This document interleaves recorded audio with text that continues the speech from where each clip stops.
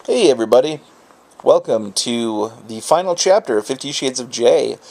I am your bearded and illustrious and bearded friend, Jared Rassick. This is the chapter where Anna loses me for good. Nothing that she can do in the probably 2,000 pages that remain of this series, at least it'll feel like 2,000 pages, nothing that she can do is going to win me back from the shit that she does in this chapter.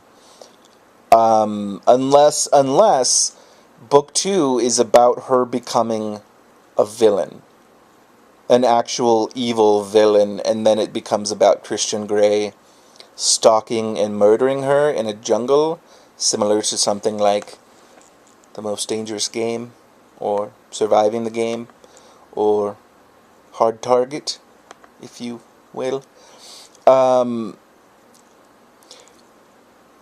This is the third time I've shot this, because each time it's been like 15 or 16 minutes long, and it's too long. So I'm going to get to things just quick and just tell you the reason why. So basically she does something. Okay, she does two things. One of them is a little thing that's like a personal annoyance, and the other thing is something that's happened to me before, and it was fucked up, and she does it to Christian, and so I'm really feeling for him now, and she lost me because she did it. One, she comes into this room, so, she spent the night at Christian, she comes into the room and he's playing piano, and he's playing Chopin, Prelude Opus 28, number 4 in E minor, and then she's like, play the other one, and she has him play the Bach piece that he played the first night that she stayed. He gets done playing this piece, and she's, blown away by how beautiful it is and how amazing he is at playing the piano. And then she says, "Why do you only play such sad music?"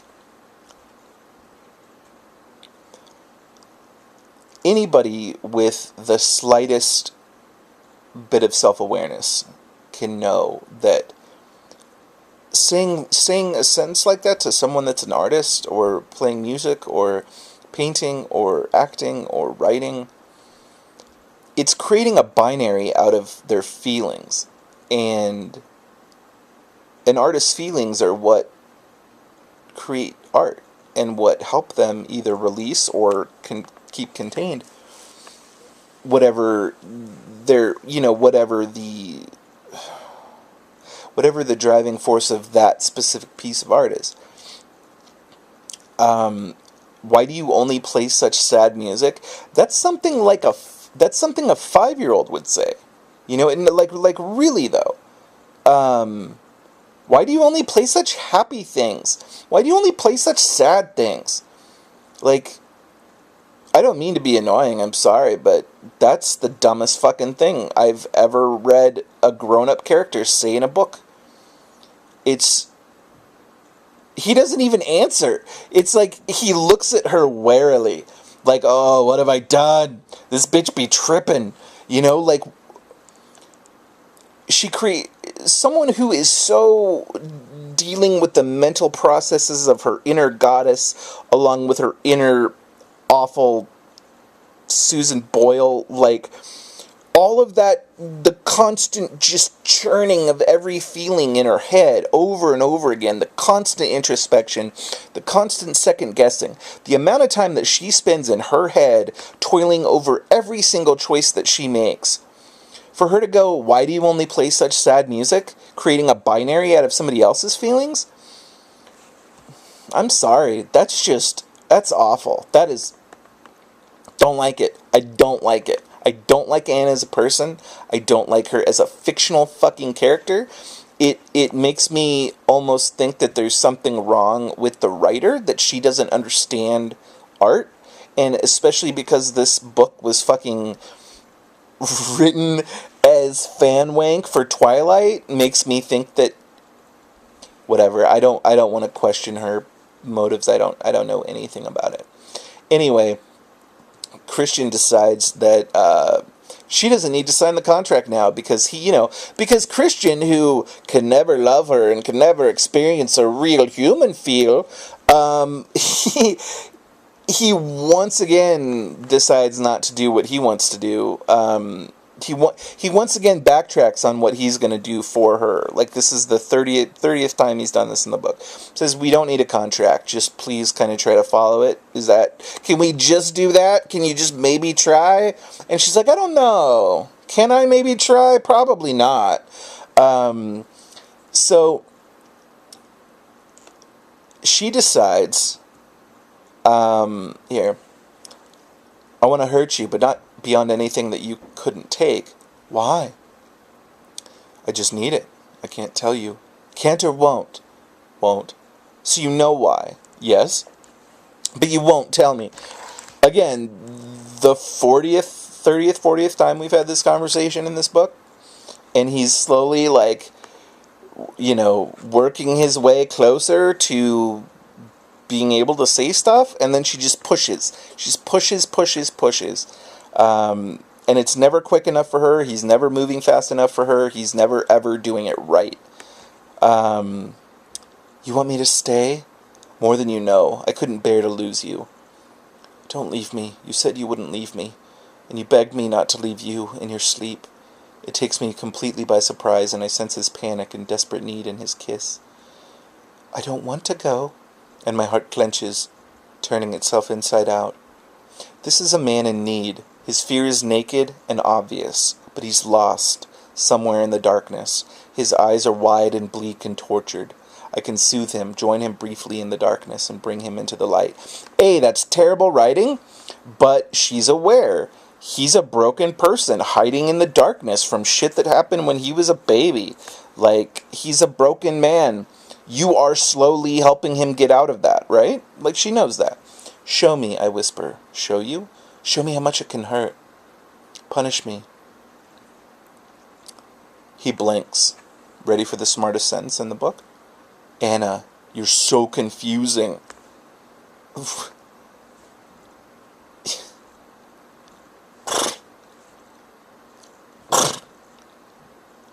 No! Anyway. So he takes her into the room, and he fucking hits her with his belt 6 times. Time number 6, I whisper as the blistering pain cuts across me again. I hear him drop the belt behind me, and he's pulling me into his arms, all breathless and compassionate, and I want none of him. Let go. No. And I find myself struggling out of his grasp, pushing him away, fighting him. Don't touch me, I hiss. I straighten and stare at him, and he's watching me as if I might bolt, eyes wide. I dash the tears angrily out of my eyes. This is what you really like? Me like this? He gazes at me warily. Well, you are one fucked up son of a bitch. Anna, he pleads, shocked. Don't you dare Anna me. You need to sort your shit out, Gray. So,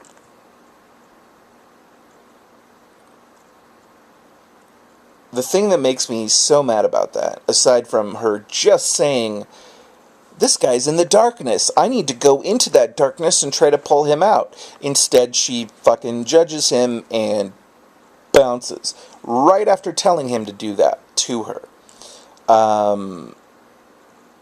She literally asked for it. I hate saying that she asked for it, but she literally asked for it.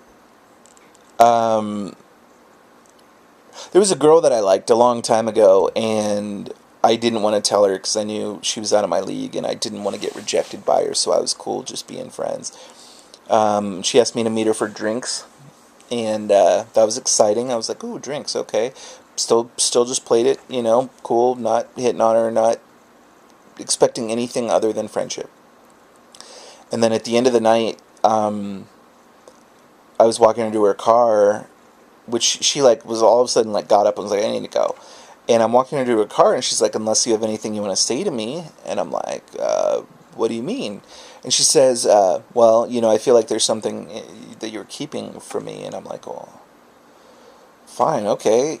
I like you a lot. I think you're beautiful and funny and smart and amazing. You're great. And she does a one-armed hug on me and does a little pat and goes, oh, Jared, I don't think about you that way. And I some of the shit I said in my head and some of the shit I said to her eventually, but I was like, yeah, no shit. That's why I wasn't going to say anything. I knew you were going to reject me. I chose not to be rejected by you by not saying how I felt. But then you called on me and made me tell you how I felt and then rejected me for it. When all you had to do was, if you saw that that's how I felt, all you had to do was just let me keep it inside, let me not have to think it, and then not have to say it. It was like, hey Jared, what are your innermost feelings? Oh, that's what they are? Ew. I mean, that's honestly what it felt like. And Anna just did the exact same thing to Christian. And it drives me nuts. It really pisses me off. I don't like her. The book ends with her. They break up. It's this whole thing. Gets back into her bed. Back at her house.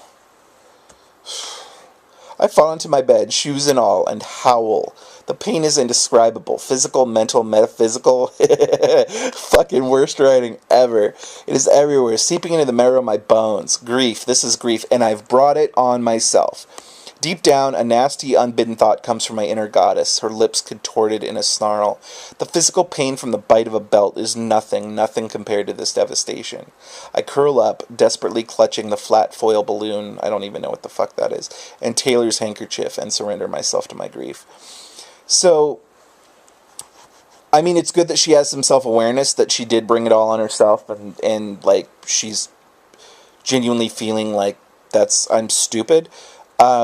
But her self-awareness in a way almost makes it worse because she doesn't have the whole naivete, inexperience, ignorance as a crutch for what she did. She knows that she made a bad choice. Anyway, I don't care about her. I don't want to talk about her anymore. This is the end of this book. I'm glad it's over. I'm glad I don't have to read her words for a little while. But starting next week, I'm going to start reading 50 Shades Darker. Known here, in this hallowed ground, as 50 J's Darker. What? Anyway, I hope you liked. Sorry I get so mad at this shit sometimes. It's just that shit hit home. Like, that shit was personal, man. And she did that. Like, she did that to someone, and I've had that happen. She literally was like, here, show me your feelings, Christian. Oh, you sick fuck. I mean, she did that. Christian can do better. Love you guys. Thank you so much for watching. All of you are just incredible people. Every comment, every nice thing any one of you said, I just really appreciate it. I've had a pretty tough month, and you guys kind of make it worth it, so... Anyway, I love you. I will talk to you soon. See ya.